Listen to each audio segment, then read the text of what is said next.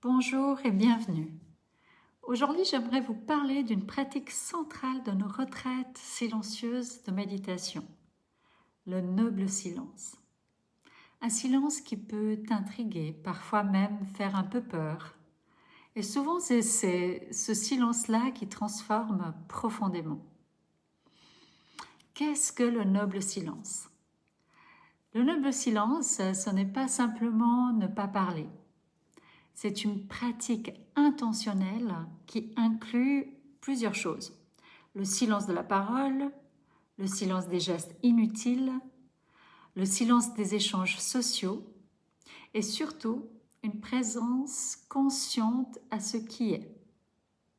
On cesse de communiquer avec les autres pour commencer à se rencontrer soi-même sans filtre, sans distraction. Ce silence est appelé noble parce qu'il soutient un espace de clarté, de respect et de bienveillance envers soi et envers le groupe. Pourquoi pratiquer le silence en retraite? Dans notre quotidien, nous sommes constamment sollicités par les paroles, les mots, les écrans, les rôles à tenir, les attentes extérieures. Même lorsque nous sommes seuls, notre mental continue de parler sans pause. Le noble silence crée une rupture douce mais radicale avec ce bruit permanent. Il permet au système nerveux de ralentir, au corps de se déposer et à l'esprit de s'apaiser. Les bienfaits profonds du noble silence sont nombreux. L'apaisement du mental, quand la parole s'arrête, les pensées finissent aussi par ralentir. On observe une diminution du stress, de la rumination et de la charge mentale, par exemple. Il y a une clarté intérieure qui s'ouvre. Le silence agit comme un miroir. Il fait émerger ce qui est là, les émotions, les sensations, les intuitions, sans jugement. Beaucoup repartent avec des prises de conscience très claires sur leur vie, sur leurs choix ou sur leurs besoins. La connexion au corps, aux émotions, sans distraction l'extérieur, on réapprend à écouter le corps aussi.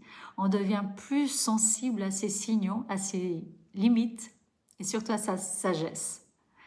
Le noble silence permet aussi d'accueillir les émotions telles qu'elles sont, sans les réprimer, sans les amplifier par le discours. C'est une véritable école de présence émotionnelle. Les relations deviennent plus authentiques aux autres et paradoxalement, le silence améliore la qualité du lien. Sans parole, la comparaison et les projections diminuent. On partage un espace commun dans le respect et la simplicité.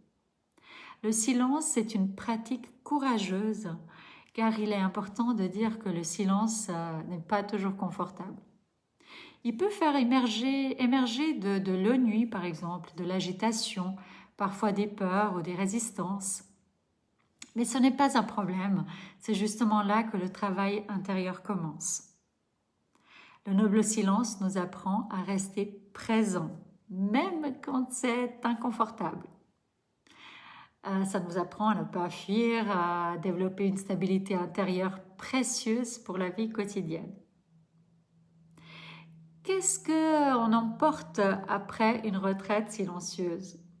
Beaucoup de participants repartent avec un esprit plus calme, une meilleure capacité à écouter, des relations plus douces avec les autres, mais surtout avec eux-mêmes, et souvent une nouvelle façon d'habiter le silence dans leur quotidien. Car le silence ne reste pas sur le coussin de méditation, il infuse dans les gestes, les relations, les décisions.